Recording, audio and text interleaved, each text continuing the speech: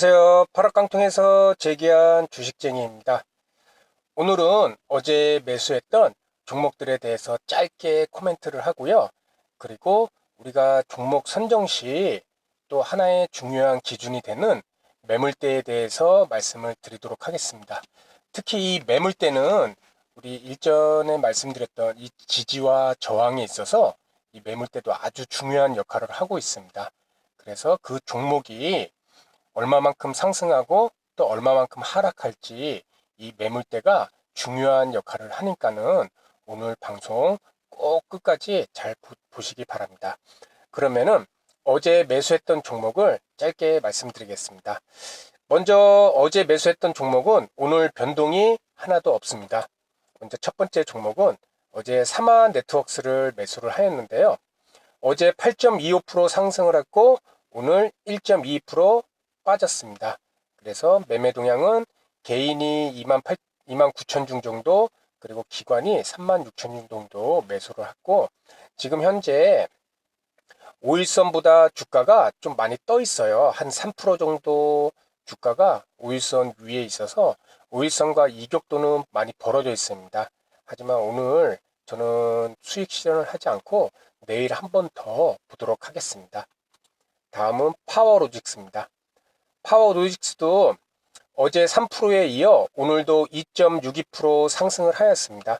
그리고 여기 보시는 이 수익률은 수수료하고 세금이 제외된 수익률이기 때문에 이 종목을 바로 팔면은 3.6% 정도 수익이 난다고 보시면 됩니다. 그리고 이 파워로직스 매매 동향도 기관이 한 10억 정도 오늘도 매수를 해 주었습니다. 그리고 개인과 외국인은 매도를 하였습니다. 이 종목도 내일 한번 더 보고, 이렇게 상승률이 단기간에 오르게 되면은 아까 말씀드렸듯이 이 종목도 5일선하고 좀 벌어져 있습니다. 그래갖고 내일도 좋은 모습 보이면은 좀 일정 부분은 익절을 수익을 보고 파는 매도하는 그런 방향으로 진행하겠습니다. 다음은 오션브리지입니다. 어제 2% 상승 그리고 오늘 0.9% 상승을 보여주었는데요.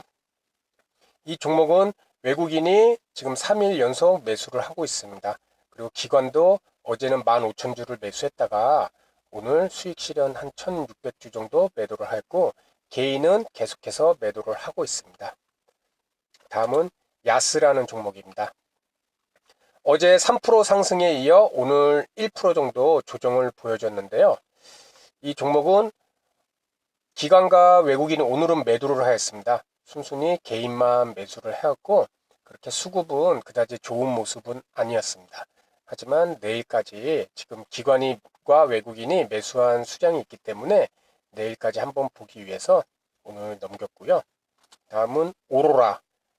참, 어제 3.86% 상승을 하였는데 제 수익률 어제 한 2.5% 정도 수익률, 2% 정도 수익률이 났었는데 오늘 하락으로 거의 뭐 다시 내려가서 지금 마이너스 0.46%입니다. 이 종목도 오늘은 외국인과 기관이 매도를 수익 실현을 했고요. 개인만 매수를 하였습니다. 그리고 마지막 종목 옵트론텍. 어제 4.31% 상승해서 오늘 마이너스 0.33%로 마감을 하였습니다. 이 종목도 오늘 하루 종일 오르지 못하고 계속 하락하다가 장 막판에 조금 끌어올려서 그나마 마이너스 0.33%로 마감을 하였는데, 지금 야스나 오늘 하락한 야스나 오로라 옵트론텍은 가만히 보시면은 외국인과 기관이 둘 다 매도를 하였습니다. 그렇죠?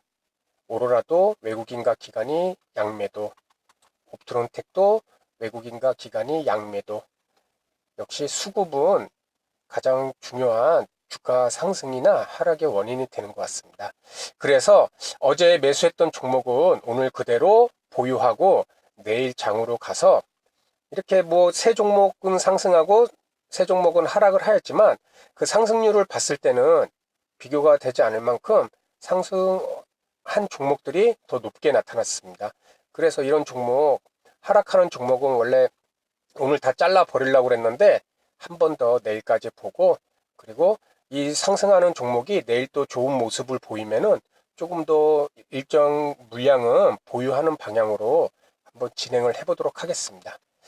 그러면은 오늘 보유한 종목에 대한 코멘트는 짧게 마치고요. 우리 선생님들, 오늘은 제가 이제 매물대에 대해서 아주 간략하게 말씀을 드리겠습니다. 내용은 짧겠지만은 이 매물대라는 것이 우리가 쉽게 지나칠 수 있는 부분이기도 합니다. 하지만 주가 상승의 원리를 생각해 본다면은 이 매물대는 결코 무시할 수 없는 요소이고, 그리고 우리 선생님들도 매일 차트를 통해서 종목을 선정할 시 이 매물대를 꼭 확인을 해 주셔야 됩니다. 그래서 먼저 차트에 설정하는 방법 먼저 간략히 보면은, 제 제목에도 10초만이라고 그랬죠.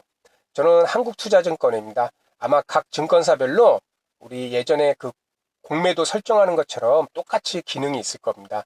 그래서 먼저 지표 추가, 차트에서 마우스 오른쪽 누르면 지표 추가, 그리고 가격 지표에 이렇게 누르면은 이렇게 대기 물량이라고 있습니다. 이게 매물대인데요. 이 대기 매물을 누르시면은 지금 선생님들이 보시는 화면처럼 이렇게 차트 화면에 가로로 된 막대 바가 이렇게 길게 생깁니다. 그래갖고 지금 보시는 이 화면은 코스닥 주봉입니다. 코스닥 주봉인데, 먼저 이 매물대가 중요한 이유는 지금 우리 요번에 올해 8월 5일 날 큰 폭으로 하락이 일어난 날 그 멈춤 지점이 어느 지점인지를 가만히 잘 보십시오. 이 지점에서 멈춤이 일어났는데 이 막대바가 가장 깁니다. 그렇죠? 이 막대바가 길다는 것은, 매물대가 많다는 것은 이 매물대가 많은 지역에 이 코스닥 관련된 수량을 많이 갖고 있다는 것입니다. 그래갖고 이 매물대가 가장 많은 지역에서 주가 하락이 멈췄다. 즉 지지의 역할을 이 매물대가 해줬다는 것입니다. 다시 말해서 이 매물대는 거래량이 많이 일어난 지점에서, 그 지점에서 그 보유한 사람들이 많다. 그렇기 때문에 하락했을 경우 그것은 지지선이 될 수가 있다는 얘기입니다. 우리 이 차트를 보시면은 이 부분입니다. 한 5년 정도 이렇게 코스닥이 박스권을 이루면서 여기서 많은 거래가 일어났을 겁니다. 이 긴 시간 동안 거래가 일어나면서 이 부분에 이 코스닥 관련 종목을 갖고 있는 사람들이 많다는 것입니다. 사람이 많은 것이 중요한 것이 아니라 그 코스닥에 관련된 종목의 그 수량들, 이렇게 이해하시면 될 것 같습니다.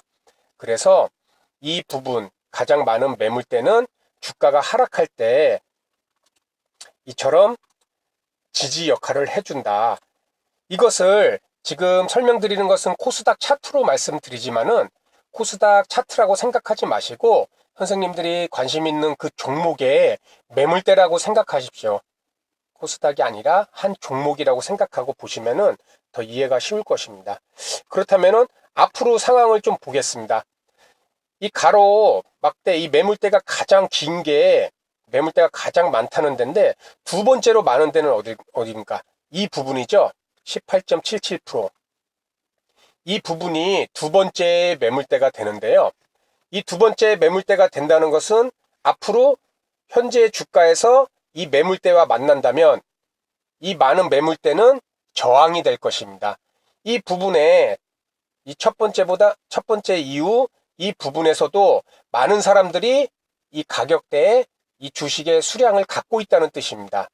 그래서 매물이 돼 있다는 뜻인데, 이 부분에서 주가가 연결되는 이 부위가 앞으로 우리 주가가 오를 때 이 부위에서 저항이 돼서 바로 오르기는 쉽지 않을 수도 있다는 얘기가 되는 것입니다. 그래서 종목을 선정할 시 이렇게 매물대는 아래에 많은 매물대가 있다 그러면은 그것은 지지의 역할을 할 수가 있다. 반면에 위에 또 매물대가 많다는 것은 이 종목의 주가가 그 매물대를 뚫지 못하고 또 하락할 수 있다는 얘기가 될 수 있다는 것입니다. 그 매물대를 뚫기 위해서는 보다 많은 아주 강력한 거래량을 동반한 상승이 필요하다는 얘기입니다. 그래서 제가 보유한 종목들을 예를 들어서 또 한번 말씀을 드리겠습니다. 먼저 이 옵트론텍을 예를 들으면은 아까 매물대가 많은 곳은 아래에 있다면은 지지가 될 수가 있고 위에 있다면은 저항이 될 수 있다고 그랬습니다. 여기는 지금 이쪽 부위에 매물대가 참 많이 있죠. 하지만 이렇게 아무것도 없는 이런 지역이 매물 공백 지역이 있습니다.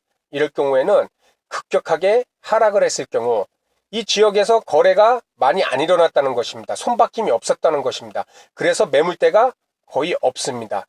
이 얘기는 중요한 얘기인데요.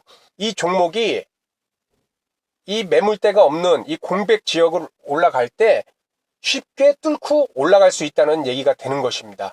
왜냐하면 여기에 물량을 가진 매물대들이 별로 없기 때문에 올라가는 것이 상당히 쉽다는 얘기입니다. 그래서 이렇게 매물 공백이 있고 그 공백을 뚫기 위해서 주가가 오른다고 그러면은 큰 폭의 상승도 일어날 수 있다. 그렇게 활용을 하셔도 괜찮을 것 같습니다.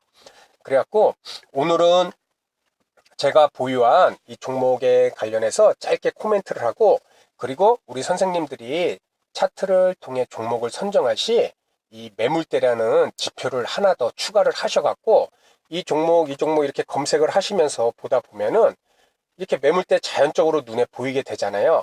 그래서 이 매물대는 아주 중요한 우리 주식 매수 기준에 포함이 되기 때문에 항상 차트에 쉽게 설정을 해 두시고 매번 활용을 해 보시기 바랍니다.